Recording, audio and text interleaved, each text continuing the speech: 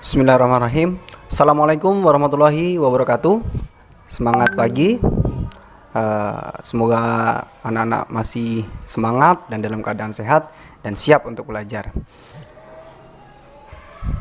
Materi berikutnya adalah hardware.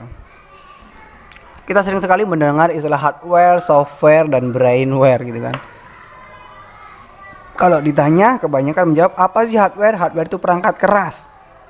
Apa perangkat keras? Jadi hardware itu perangkat keras, artinya apa? Artinya perangkat-perangkat tersebut bisa disentuh oleh kita, ya. Itu namanya hardware. Kemudian di sini akan dijelaskan kita sebenarnya materinya merakit komputer. Tapi sebelum merakit, kita harus tahu dulu apa saja hardware komputer. Dan nanti kita akan selanjutnya mungkin kita akan bahas yang spesifik alat yang akan kita rakit. Untuk sementara ini kita akan membahas hardware secara global. Secara global, hardware ini dibagi ke dalam 3. Ada yang mengatakan 5. Ada yang mengatakan 4. Menurut saya sama saja, hanya pengelompokannya saja. Oke, kita lihat dulu input. Kita lihat perbedaannya. Pasti sebenarnya mengatakan hardware itu ada 3 jenis, hardware itu ada 4 jenis, hardware itu ada 5 jenis, seperti apa? Oke, hardware itu ada perangkat keras itu ada perangkat input, perangkat pemroses, perangkat output.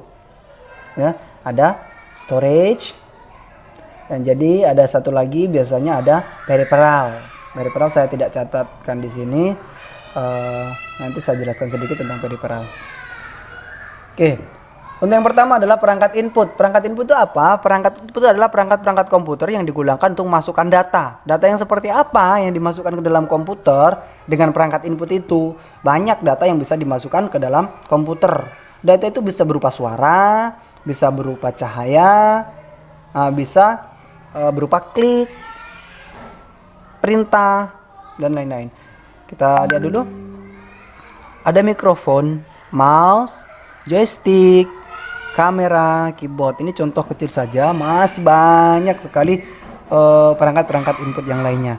Di sini ada mikrofon. Mikrofon ini dia gunanya untuk memasukkan suara. Masukkan suara ke dalam komputer. Ada mouse. Mouse ini memberikan perintah, baik itu klik kiri, klik kanan. Itu adalah termasuk ke dalam inputan. Berikutnya ada joystick. Joystick ini pengontrol ketika kita main game gitu kan.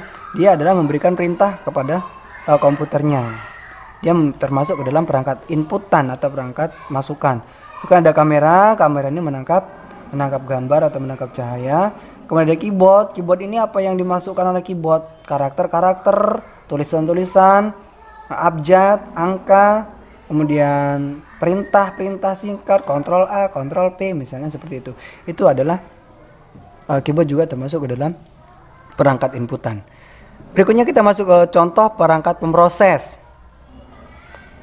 Perangkat pemroses itu apa sih? Perangkat pemroses itu perangkat yang digunakan untuk memproses data yang kita masukkan tadi. Ya. Apa saja perangkat pemroses itu? Saya tuliskan sedikit di sini. Contohnya, prosesor itu adalah biasa disebut sebagai otaknya komputer, itu ada prosesor di sini. Kemudian ada RAM, random access memory. Ini juga alat pemroses. Ini ada VGA card, ada sound card. Kalian tidak perlu pusing apa sih ini semua. Nanti kalian bisa cari informasinya lebih detail di internet ya. Kami ingat aja dulu nama-namanya. Jadi nanti kita jelaskan lagi. Kemudian kenapa storage ini terpisah dari hardware-nya jauh, malah terprosesnya ke proses? Ya karena storage itu dia hubungannya dengan pemroses. Data yang diproses akan disimpan ke dalam media penyimpanan. Storage itu namanya penyimpanan ya. Data itu bisa digunakan kapan saja. Ketika kita butuhkan lagi, kita bisa mengambil data lagi dari perangkat penyimpanan. Data yang sudah kita simpan nanti bisa kita edit lagi atau bisa kita ubah lagi. Oke, ada contoh-contoh perangkat penyimpanan. Ini saya masukkan semuanya, yang utama maupun yang peripheral atau yang tambahan saja. Di sini ada USB flash disk, ada hard disk, ada DVD, ada CD. Apa beda DVD dan CD? Ini bedanya nanti ada di kapasitasnya. Kemudian kita masuk ke perangkat output. Perangkat output atau perangkat keluaran. Apa tugasnya? Dia adalah mengeluarkan hasil prosesan dari alat pemroses tadi. keluarannya itu bisa berupa cahaya, bisa berupa kertas atau tulis atau hard copy, bisa berupa suara, bisa berupa cahaya. Nah, ini monitor dia outputnya berupa cahaya kan. Ada speaker, outputnya berupa suara, ada printer nih berupa kertas dan alat dan lainnya.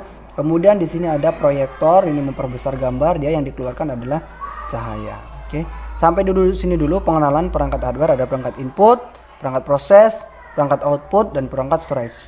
Saya jelaskan tadi, saya akan jelaskan sedikit tentang perangkat keras peripheral. Perangkat keras peripheral itu adalah perangkat pendukung. Artinya apa? Perangkat pendukung itu dia membantu memaksimalkan kinerja komputer. Tapi walaupun tidak ada juga tidak apa-apa.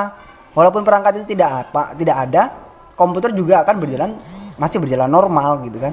Contoh yang peripheral di sini ada apa sih? Di sini ada proyektor, ini termasuk peripheral. Ya.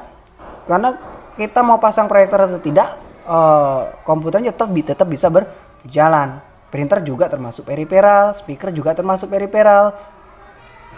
Komputer akan tetap berjalan walaupun speakernya kita cabut, tapi tidak ada suaranya gitu saja.